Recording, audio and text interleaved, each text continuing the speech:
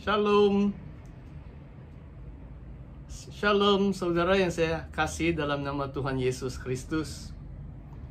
Dalam video saya yang lalu, yang saya muatkan dalam bahasa English, saya ada mengatakan harapan saya untuk memuatkan sebuah video tentang kalimat hamba Tuhan atau hamba Yesus Kristus, the servant of God or the servant of Jesus Christ.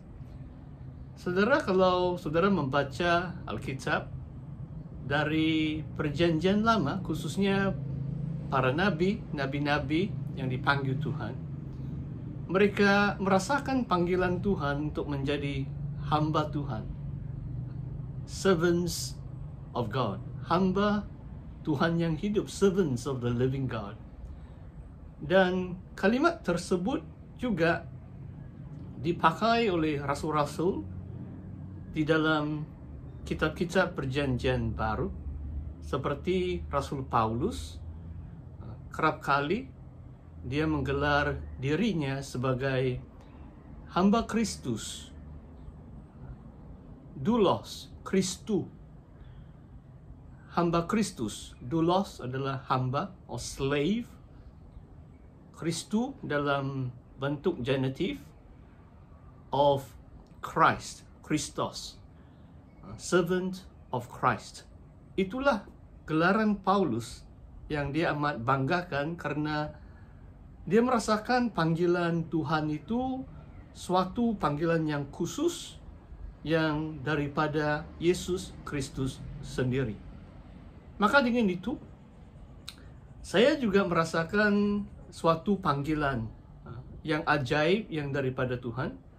Saya tidak merasakan panggilan saya sebagai rasul. Memang saya bukan rasul dalam zaman modern ini, maupun apalagi dalam zaman abad yang pertama. Rasul-rasul Tuhan adalah dipilih khas oleh Tuhan Yesus untuk menyampaikan Injil, dan di antara mereka dipakai Tuhan untuk menulis kebenaran firman Tuhan yang kemudian diterima dalam kanon Alkitab yang kita sebut kanon kitab Perjanjian Baharu.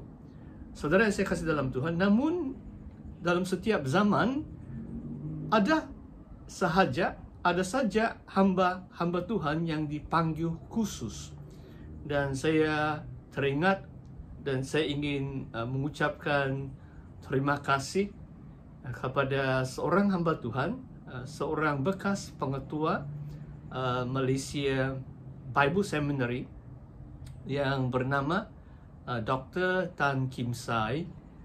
Dia pernah menemu buah dengan saya, dan mungkin dia di antara orang yang saya ceritakan pengalaman saya dengan Tuhan secara lebih detail.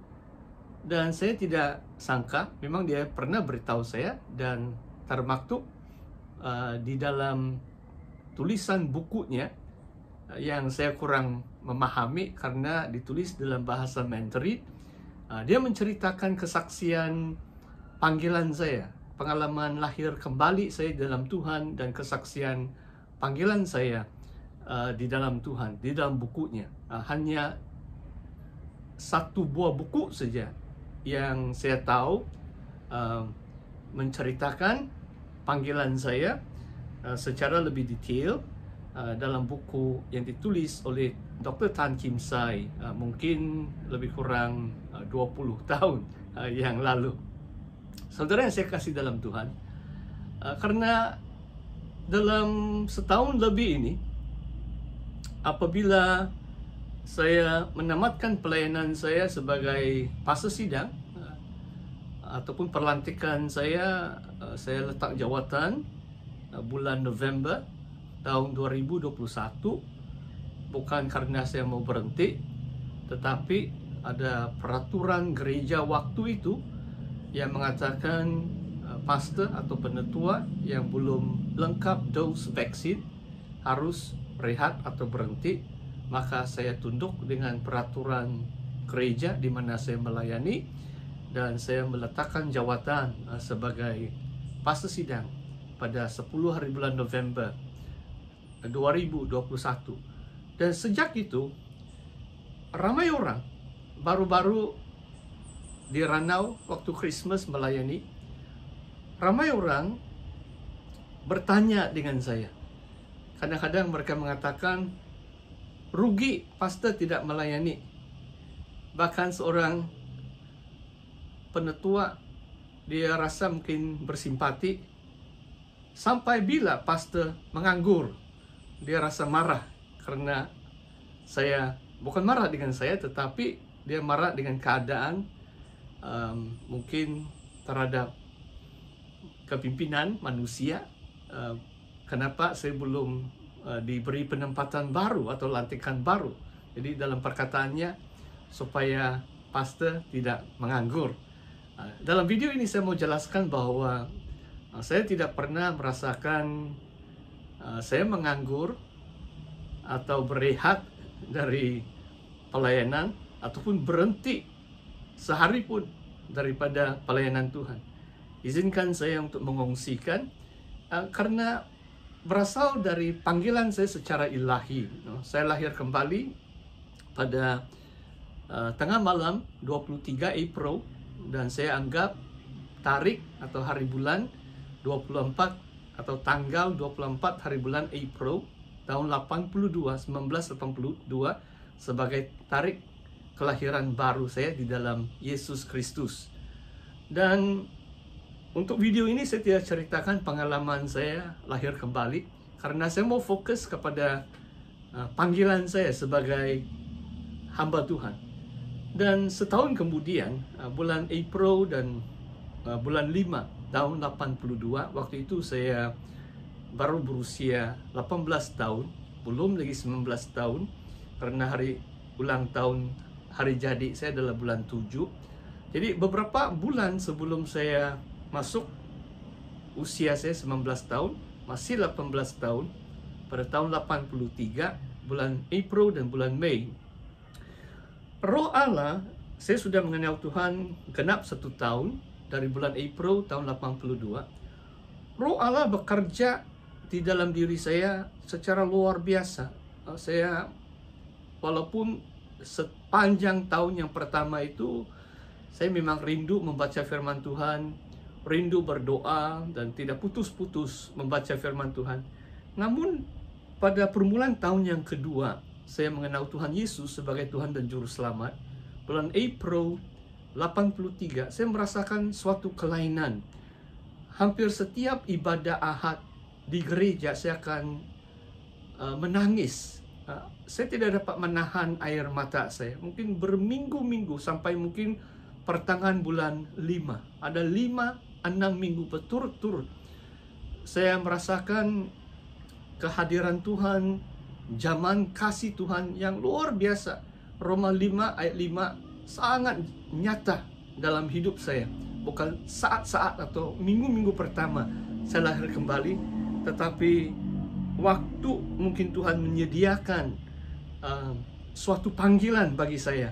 Saya merasakan kasih Tuhan yang luar biasa, kasih Allah dicurahkan ke dalam hati kita oleh Roh Kudus. Seperti yang Paulus katakan pada Roma 5 ayat yang kelima. Dan mungkin awal minggu kedua atau minggu ketiga bulan 5 di gereja, mungkin sudah 4 atau 5 minggu saya merasakan waktu penyembahan begitu luar biasa kehadiran Tuhan, hadirat Tuhan. Dan saya boleh menangis mungkin sampai 10 menit. Beberapa lagu pujian atau penyembahan, saya terus menangis tanpa segan silu, sebab saya tidak dapat menahan. Saya tahu ada orang di kiri kanan saya. Kadang-kadang saya berlutut, tapi bukan teriakan atau tangisan yang kuat, tetapi air mata saya seolah-olah seperti sungai, dan baju, wajah atau muka saya, baju saya pun dibasahi dengan air mata saya dalam beberapa minggu itu. Dan tiba-tiba pada, saya tidak ingat tariknya, mungkin minggu yang kedua bulan 5, Tuhan memberi saya suatu penglihatan yang luar biasa. Saya melihat macam surga terbuka. Dan tiba-tiba saya dijamah. Ada satu makhluk surgawi. Dan ini mungkin kali pertama saya ceritakan pengalaman saya. Ada suatu makhluk surgawi. Saya tidak mau huraikan dalam video ini atau menggambarkan apa yang saya lihat. Cuma kemudian hari saya tahu lebih kurang seperti penglihatan Yesaya. Di Yesaya bab yang ke-6. Ada serafin, ada cherubim. Saya melihat bukan saja satu makhluk, tetapi banyak para malaikat. Dan khususnya ada suatu makhluk surgawi yang datang dari surga. Surga terbuka. Dan saya dijamah. Dia menuju ke arah saya. Dan saya dijamah. Saya ingat saya berlutut dan saya terus menangis seperti minggu-minggu yang sebelum kejadian itu. Seperti malam pertama Tuhan Yesus menampakkan diri kepada saya di kamar saya sehingga saya lahir kembali. Saya berlutut dan saya menangis. Demikian juga pengalaman saya dipanggil Tuhan. Dan saat makhluk surgawi itu datang dan menjamak saya, dalam beberapa saat, saya tidak tahu bagaimana. Memang beberapa minggu kemudian itu disahkan atau saya menerima konfirmasi melalui firman Tuhan dan melalui doa dan sebagainya. Tetapi saya yakin melalui penglihatan itu saya telah dipanggil Tuhan.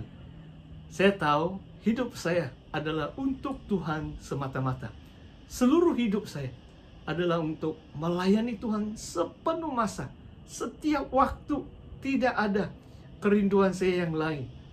Waktu itu saya baru tahun yang kedua dalam jurusan undang-undang, dilatih menjadi seorang peguam atau lawyer, barrister and solicitor in New Zealand.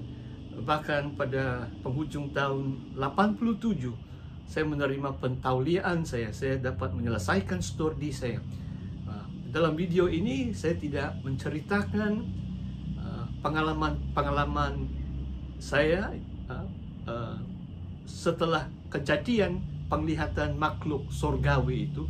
Cuma yang saya mau katakan, mulai saat itu juga saya dapat menggubal lagu-lagu rohani. Saya diberi Roh Kudus salah satu penanda atau petanda bahwa urapan yang baru yang saya terima adalah bila saya membaca mazmur, ada melodi, saya dapat main gitar dan dapat menyanyikan melodi yang begitu merdu dan indah sekali di hadapan Tuhan. Ada beberapa mazmur, mungkin 6 atau 7 mazmur yang saya put into music, put into song, sebagai lagu rohani menyembah kepada Tuhan. Dan itulah sebabnya saudara, karena pengalaman itu sampai hari ini, sudah tahun ini genap 40 tahun kalau sudah dekat bulan Mei 2023. Karena pada awal bulan Mei 1983 saya menerima panggilan Tuhan yang nyata itu. Dan itulah sebabnya dalam setahun lebih bila saya melayani tanpa perlantikan manusia, saya merasakan bahwa sesungguhnya saya dapat membuktikan bahwa saya adalah hamba Kristus, atau Tuhan menyatakan pembuktian kehadirannya bahwa saya dipanggil sebagai hamba Kristus, bukan hamba kepada manusia, bukan hamba kepada gereja atau nama gereja atau kepimpinan manusia, tetapi sesungguhnya oleh Roh melalui suatu panggilan ilahi, saya adalah hamba Kristus atau hamba Allah yang hidup. Demikian perkongsian saya tentang panggilan saya untuk melayani Tuhan. Tuhan memberkati. Sekian. God bless you. Tuhan menyertai saudara dan saudari. Amin.